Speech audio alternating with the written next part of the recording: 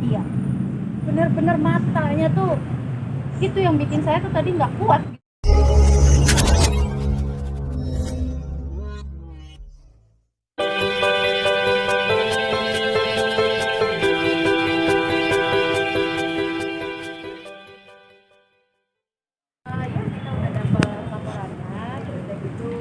Bapaknya turunin dong. Jalankan sesuai prosedur saja.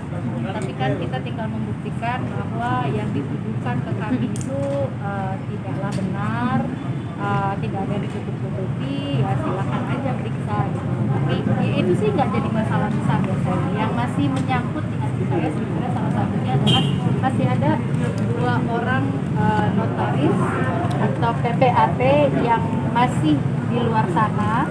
Padahal statusnya juga sudah tersangka, sudah diadakan pemanggilan, tapi belum datang, masih melakukan kegiatan. Itu sih yang masih memberatkan saya.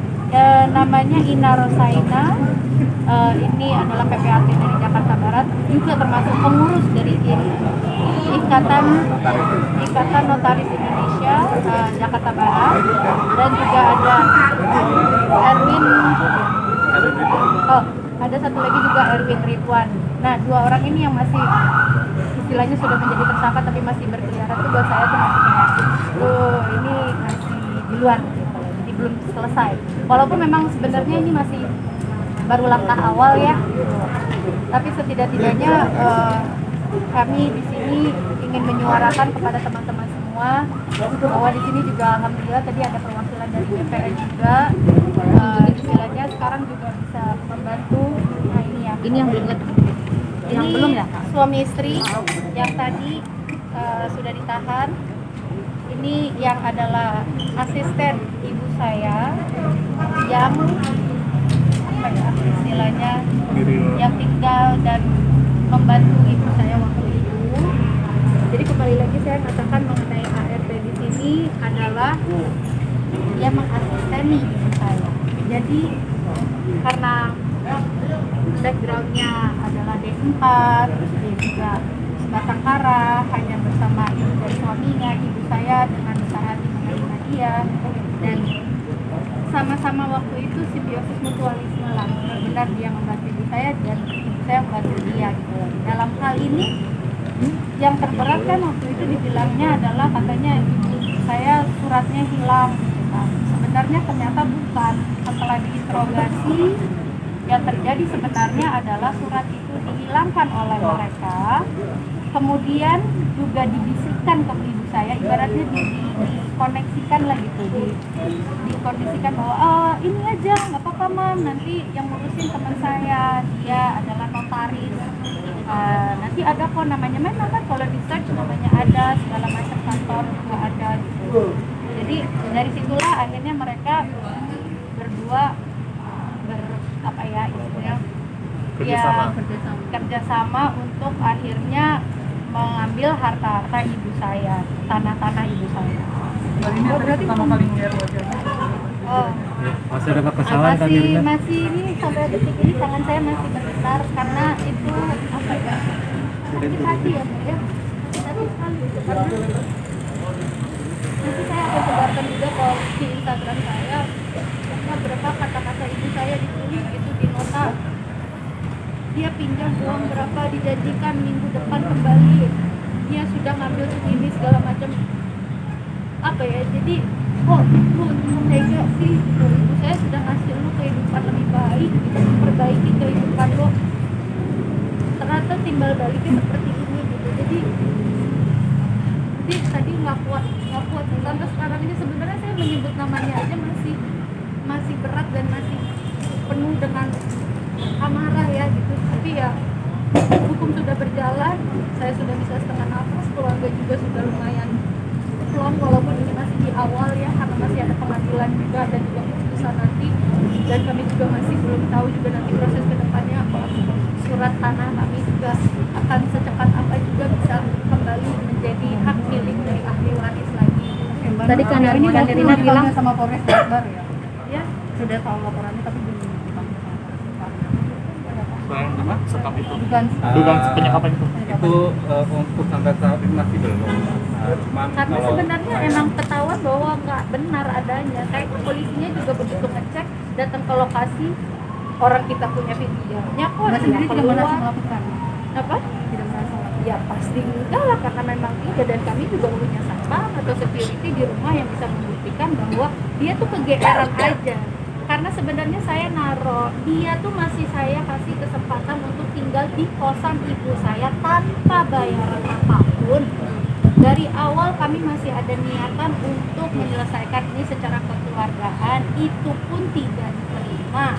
Itu kayak, maksudnya kayak bukan yang nggak diterima, tapi kayak ya pengisin gitu aja gitu. Sampai akhirnya kami nggak tahan, beberapa bulan kemudian kami kumpulkan informasi, bukti, akhirnya kami meng-hire lawyer dan mengadukan kepada polisi, baru ini semua terjadi. Uang kos-kosan itu diambil itu? Uang kos-kosannya pun diambil, uang kontrakan ibu saya juga diambil. Sejak kapan Kak Nirina? Sejak kapan tuh?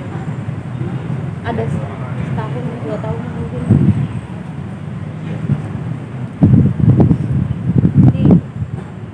Ini contoh ibu saya, nih ini yang paling jelas, nanti saya akan taruh di instastory saya. Ini urusan tanah, suratnya keselimpet, lagi diurus oleh orang pertanahan melalui Rere. Dia, ibu saya, karena ya ibaratnya dia panggilannya Rere ke diri tadi ya, dengan jumlah uang untuk ngurus sebanyak 30-40 juta dengan melakukan meminjamkan gelang, kalung, dan lain-lainnya. Pokoknya nanti saya akan sebarkan juga. Ini semua ada tulisannya. Ini tulisan ibu saya. Dan dari sinilah kami juga pelan-pelan mengumpulkan. Kok ada ini ya? Kok ada ini? Saya bersyukur waktu itu saya pernah kasih tahu. Ibu saya juga banyak kelupanya. Makanya saya kasih tahu sama ibu saya, "Ma, kalau ada apa-apa kita tulis. Jadi kita juga tahu. Mama juga bisa ingat. Gitu kan, balik lagi ke bukunya." Ternyata mama saya melakukan ini dan alhamdulillah menjadi bukti buat kami gitu loh, jadinya gitu. Ini lumayan melegakan juga, membantu juga sih gitu. Kos-kosan sendiri berapa lama sampai uang itu? Lama lah mbak, Berarti itu ada puluhan sampai ya? saya juga kemarin masih ke kosan bersama kakak-kakak saya gitu. Saya juga kontrakan deh gitu, ke kontrakan. Kosan itu diisi dengan karyawannya dia semua, dibebaskan bayarannya dengan alasan listrik katanya flat rate segala macam.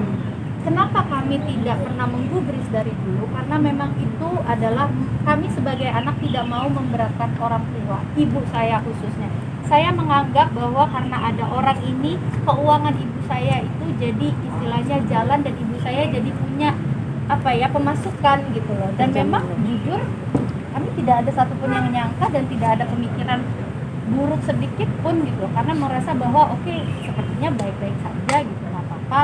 Saya datang ke kosan juga ada yang datang, ada yang ngekos segala macam. Bahkan ke kontrakan baru ya setelah semuanya ibu saya meninggal, akhirnya kami turun tangan, baru kami kupasin satu-satu. Kontrakan pun juga sama.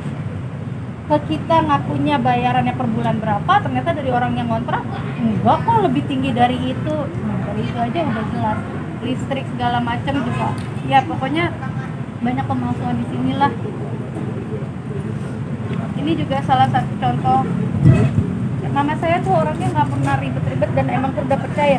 Ini adalah salah satu contoh pinjaman uang yang dilakukan oleh saudari Riri Kasmita, 250 juta hanya dengan kwitansi seperti ini saja.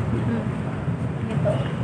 Itu pernah disampaikan ke Kak Nirina nggak sih ketika lagi ada transaksi ini, atau memang ibu tipikal yang tidak pernah mau? Ibu memang tipikal yang mama tuh kalau sudah ada masalah banget baru ngomong. Jadi tidak ada masalah, ya maksudnya kalau masalahnya menurut dia masih bisa dia tangani sendiri, dia tidak cerita gitu loh. Berarti selama Tidak ini- akan melibatkan anak. Selama ini tidak pernah. Uang itu nggak pernah cerita. Pengeluaran uang yang diberikan kepada ART itu nggak pernah cerita. Tidak pernah. Karena dari awal sebenarnya kami keluarga juga sudah pernah gitu. Maksudnya anak-anak juga udah pernah, Mas, tolong jangan terlalu percaya sama orang. Maksudnya apalagi urusan uang gitu kan. Tapi kembali lagi, saya baik sekali orangnya. Jadi karena nggak ada pikiran apa-apa ya, terus merasa dia sudah dekat. Inilah kesempatan yang digunakan oleh Riri. Iya. Karena awalnya ya dia pintar mencari hati lah, basically. juga jatuh hati ibu kami yang melanggar. Seperti itu jawaban. Untuk kelanjutannya Mbak yang pada tinggal tempat baringan itu karyawan gimana nih Mbak? Oh, sekarang sudah tidak ada yang di sana karena ya dia ternyata sudah punya kontrakan baru gitu. Jadi dengan mudahnya uang itu tidak masalah kan buat dia. Begitu kita tahu bahwa yang datang itu adalah karyawan-karyawan GD semua, kita langsung bilang nggak ada dong kosan kayak begini, masa kosan gratis. Anda semua siapa gitu loh. Sampai akhirnya ya udah, oh diributin. Kan dia tipenya seperti itu kan. Oh diributin, ya udah nggak apa-apa, saya ngontrak lagi aja. Keluar aja dia yang lain. Jadi kayak nantangin gitu. Oke. Bahkan sampai detik tadi saya ketemu. Bukannya mohon maaf, even tadi notarisnya aja mencoba mendatangi saya dengan mengucapkan maaf. Masalah diterima atau tidak, ya itu urusan nanti. Istilahnya dari dianya ada usaha gitu ke kita. Itu dari notaris. Dia mendekat ke kami, mencoba Nirina maafin Nirina. Sama dia.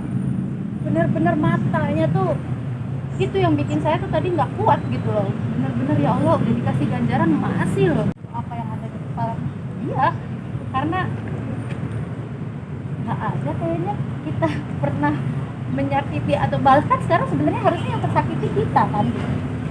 Ya emang udahlah orangnya seperti Namanya itu. juga orang sudah terdesak ya. Mereka akan berusaha untuk melawan balik. Yaitu salah satu cara mereka untuk melawan balik. Ya kebetulan ya pihak kepolisian juga mereka juga tahu lah ya prosedurnya seperti apa. Oke. Hukumannya berapa nih Mbak? Nggak tahu. Nggak tahu. Tapi saya punya titipan pesan buat teman-teman semua sekarang yang sedang menonton. Saya menerima banyak sekali DM dari teman-teman yang merasa pernah juga ada masalah terkait dengan Farida, saudari Farida yang adalah notaris dari Karawaci, Tangerang, ke Imam Bonjol ya, Imam Bonjol Tangerang. Kemudian juga dengan saudari Riri Kasmita mengenai uang-uangan juga. Harap beranikan diri untuk melapor ke polisi, apalagi ke Satgas Mafia Tanah Polda Metro Jaya. Jadi maksudnya laporin karena ini kesempatannya gitu, menjadi perhatian dan ya biar istilahnya selama ini mungkin nggak pernah kenapa-napa, ya sekarang saatnya Anda semua bersuara. Jadi harapan kami juga dari kasus ini, selain para pelakunya itu mendapatkan putusan pidana, kami juga berharap ya pihak terkait yang dalam hal ini ya BPN, Kanwil, perbankan, pertanahan itu dapat melancarkan ya proses pengembalian hak kami. Itu aja sih yang kami minta. Jadi sekali lagi ya teman-teman, Karena selain perlu diketahui sertifikat itu selain 4 yang diagunkan sudah ada yang terjual juga. Jadi kami harapan kita 6-6-nya itu bisa balik seperti semula ke kami semua. Terima kasih ya. Kami juga mau cek ya kan, itu kan para tersangka itu menggunakan NIK yang tidak terdaftar di Dukcapil untuk membuat akte jual beli kan. Kami juga ya kan minta agar tolong dicek kepada yang terhormat Bapak Kepala Pertanahan Kantor Administrasi Jakarta Barat. Itu kan kantor BPN ada yang namanya sekarang sistem KKP, komputerisasi kegiatan pertanahan, yang sudah mengakomodir validasi NIK. Nah, karena NIK ini menurut penyidik tidak terdaftar, harus ya di screening awal, ya kan? Jika BPN hasil validasinya dan tidak terdaftar, harusnya akte jual beli ini tidak terlaksana, gitu loh. Tidak bisa terlaksana, karena ada sistem komputerisasi kegiatan pertanahan atau KKP, ya kan? Itu memvalidasi NIK. Nah, kami mohon kepada pihak yang terhormat Bapak Kepala Kantor Pertanahan Jakarta Barat melakukan pengecekan apakah ada kelalaian atau ada oknum, kami nggak tahu. Cuman NIK itu tidak terdaftar dan harusnya tidak terjadi akte jual beli. Itu aja. Dan juga sekarang udah ada aplikasi Sentuh Tanahku ya. Jadi buat teman-teman juga bisa memiliki aplikasi itu untuk ngecek juga. Mungkin ini momen yang pas untuk mempelajari ini semua ya. Melalui saya mudah-mudahan menjadi pembelajaran untuk semua dan semoga tidak terjadi sama teman-teman. Terima kasih.